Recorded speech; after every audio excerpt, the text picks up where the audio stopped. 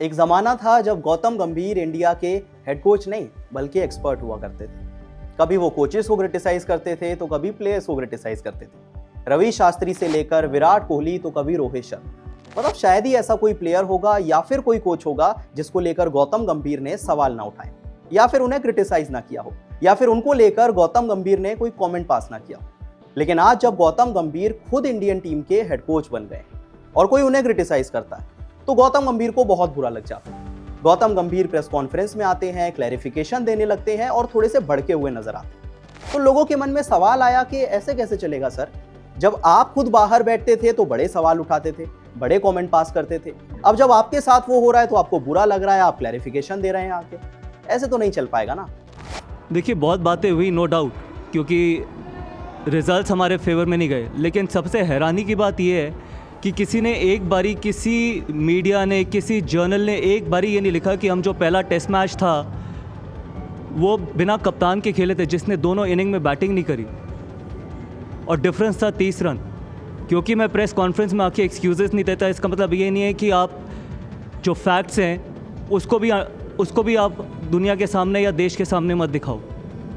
आप जब ट्रांजिशन के थ्रू जाते हो और उस सीरीज़ में जब आप अपने कप्तान को खोते हो, जो एक आपका इनफॉर्म बैटर भी है रेड बॉल क्रिकेट में, जिसने पिछले 60 टेस्ट मैचेस में 1000 के अराउंड रन बनाए, अगर आप ऐसी टीम के अगेंस्ट अगर अपने कप्तान को खोते हो तो ऑब्वियसली कई बार रिजल्ट्स मुश्किल होते हैं, क्योंकि इतना ज़्यादा एक्सपीरियंस नहीं है रेड बॉल क्रिकेट में। और सरप्राइजिंग चीज़ ये है कि किसी ने इसके बारे में बात भी नहीं करी।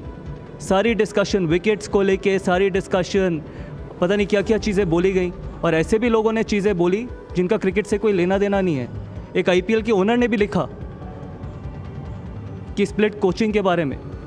तो ये हैरानी की बात है। लोगों को अपने डोमेन में रहना बहुत ज़रूरी है, क्योंकि हम अगर किसी के डोमेन में नहीं जाते तो उनको भी हमारे डोमेन में आने का कोई राइट नहीं है। नमस्कार, मैं हूं अंश शर्मा और आप देख रहे हैं बजर बट्टू स्पोर्ट्स। अब देखिए, रिसेंटली अगर इंडियन टीम की बात करें तो उन्होंने साउथ अफ्रीका को तीसरे और आखिरी ओडीआई में 9 विकेट से हराया और ओडीआई सीरीज को 2-1 से जीती। अब मैच के बाद जो इंडियन टीम के हेड कोच हैं यानी कि गौतम गंभीर, वो प्रेस कॉन्फ्रेंस के लिए आते। भाई, सबको लगा कि कोच इतनी बड़ी जीत के बाद, सीरीज जीत के बाद थोड़े से खुश नजर आएंगे। भाई, अपने प्लेयर्स की तारीफ करेंगे, अपनी टीम की तारीफ करेंगे और शायद सीरीज की बात करेंगे। लेकिन शायद गौतम गंभीर प्रेस कॉन्फ्रेंस में कोई और ही इरादा लेकर आए थे। मतलब शायद उनका जो मुद्दा था वो सीरीज जीत था ही नहीं या फिर उनकी टीम थी ही नहीं। ऐसा लगा कि गौतम गंभीर उनकी जो भी क्रिटिसिज्म हुई है उसका जवाब देने के लिए आए थे। अब अगर प्रेस कॉन्फ्रेंस की बात करें तो गौतम गंभीर से क्रिटिसिज्म को लेकर एक सवाल पूछा गया, जिसके जवाब में गौतम गंभीर कहते हैं कि देखिए, मुझे लेकर कुछ ऐसे लोगों ने भी बातें की जिनका क्रिकेट से कोई लेना देना ही नहीं। उन्होंने कहा कि एक आईपीएल के ऐसे मालिक थे जो कि स्प्लिट कोचिंग की बात कर रहे थे। मतलब सोचिए, ये तो हैरानी की बात है ना कि जिन लोगों का ये डोमेन भी नहीं है वो भी हमारे बारे में बात कर रहे हैं। मतलब लोगों को अपने डोमेन में रहना बहुत ज्यादा जरूरी है, क्योंकि हम किसी के डोमेन में नहीं जाते, और अगर हम किसी डोमेन में नहीं जा रहे हैं तो किसी और को भी अधिकार नहीं है कि वो हमारे डोमेन में आए और हमारे बारे में बात करें। अब देखिए, गौतम गंभीर इस स्टेटमेंट में किसको टारगेट कर रहे थे और किसके बारे में बात कर रहे थे, ये कोई सरप्राइज तो नहीं। भाई, ये बात तो हम सब जानते हैं कि दिल्ली कैपिटल्स के जो ओनर हैं यानी कि पार जिंदल, उन्होंने टीम इंडिया की टेस्ट सीरीज में हार के बाद एक ट्वीट पोस्ट किया था, जिसमें उन्होंने गौतम गंभीर और इंडियन टीम के कोचिंग स्टाफ को लेकर कुछ बातें लिखी। अब जाहिर सी बात है, गौतम गंभीर ने वो ट्वीट देखा होगा और उसी का जवाब वो दे रहे थे। तो चलिए, अब मैं आपको बताता हूं कि पार जिंदल ने साउथ अफ्रीका के अगेंस्ट सीरीज हार के बाद ट्वीट करके क्या लिखा था। अब पार जिंदल लिखते हैं कि इंडियन टीम साउथ अफ्रीका के आसपास भी नहीं थी। इंडिया की बहुत बुरी हार हुई। ये हार दिखाती है कि आखिरी बार इंडियन टीम अपने घर पर इतना कमजोर तो कभी भी नहीं दिखी थी। मतलब रेड बॉल स्पेशलिस्ट प्लेयर्स को मौका नहीं दिया जा रहा है। इतना स्ट्रॉन्ग हमारा रेड बॉल फॉर्मेट है, इतने स्ट्रॉन्ग हमारा रेड बॉल का डोमेस्टिक स्ट्रक्चर है, पर प्लेयर्स को मौका ही नहीं दिया जा रहा है। आई थिंक अब समय आ गया है कि इंडियन टीम को रेड बॉल क्रिकेट के लिए एक स्पेशलिस्ट कोच लाने की जरूरत है।